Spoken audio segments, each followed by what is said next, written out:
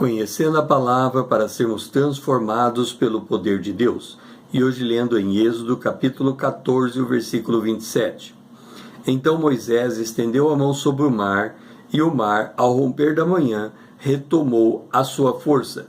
Os egípcios, ao fugirem, foram de encontro a ele, e o Senhor derribou os egípcios no meio do mar. Os 400 anos chegarão ao fim. Em Êxodo capítulo 12, o versículo 40, é dito que Israel habitou no Egito por 430 anos. Entraram 70 pessoas, está em Êxodo capítulo 1, versículo 5, 430 anos depois, saíram 603.550 homens, está em Números 1, 46. Para termos noção desse crescimento populacional em Israel, vamos fazer um comparativo com o Brasil. Por volta de 1500, o ano em que o Brasil foi descoberto, chegaram no Brasil em torno de 2.000 portugueses e 4.000 escravos. Isso nos dá 6.000 pessoas. Se nós colocarmos a proporção de crescimento de Israel aplicado a estas 6.000 pessoas, isso significa que 430 anos depois, isso dá em 1930, o Brasil teria que ter 52 milhões de habitantes. Ocorre que o Brasil, em 1940, tinha tão somente 41 milhões de habitantes, sem contar os índios que aqui estavam, que incorporaram nesse número, e também aqueles que vieram para cá naquele período. Ora, então nós podemos dizer que o crescimento populacional do Brasil foi proporcionalmente menor que o crescimento populacional de Israel ali no Egito. O crescimento de Israel no Egito foi exponencial.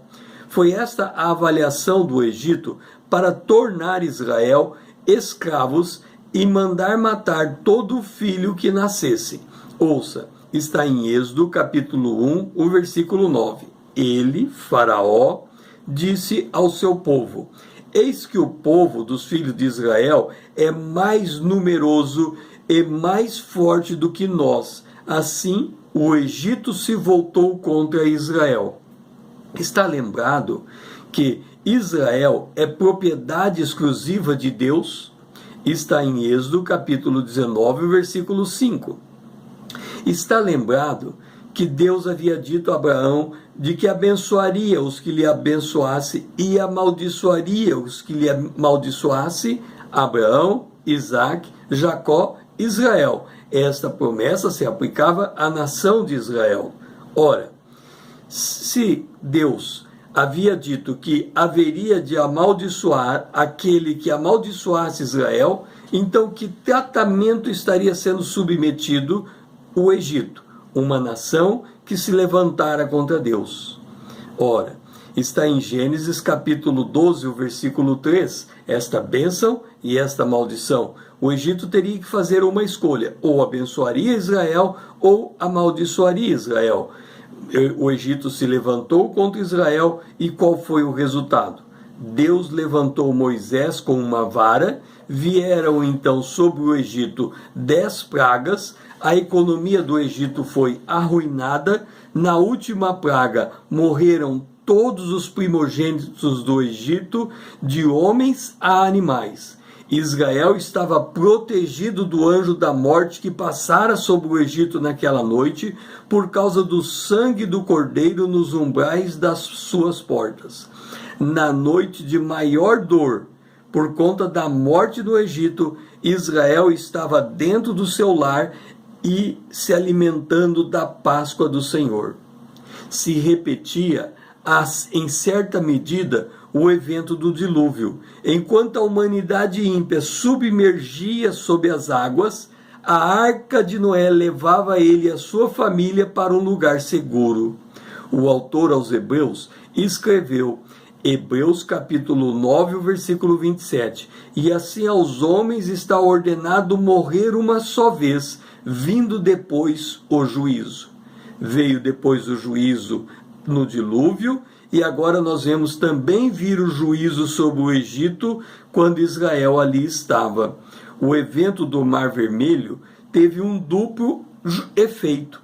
Fez Israel perceber estar liberto do jugo da escravidão e fez morrer no meio das águas o exército inimigo, o exército de Faraó, o exército do Egito. A mesma água que salva, ela trouxe juízo. Jesus disse em João capítulo 3, versículo 17 e 18: porquanto Deus enviou seu Filho ao mundo, não para que julgasse o mundo, mas para que o mundo fosse salvo por ele. Quem nele crer não é julgado. O que não crê já está julgado, porquanto não crê no nome do unigênito Filho de Deus. Naquele dia, Israel creu no sangue do Cordeiro que estava nos umbrais de suas portas, e Israel foi salvo. O Egito ignorou a palavra de Deus, recusando deixar Israel ser livre, e os primogênitos morreram. Israel foi uma testemunha de Deus diante da nação do Egito. A igreja hoje é testemunha de Cristo diante da humanidade.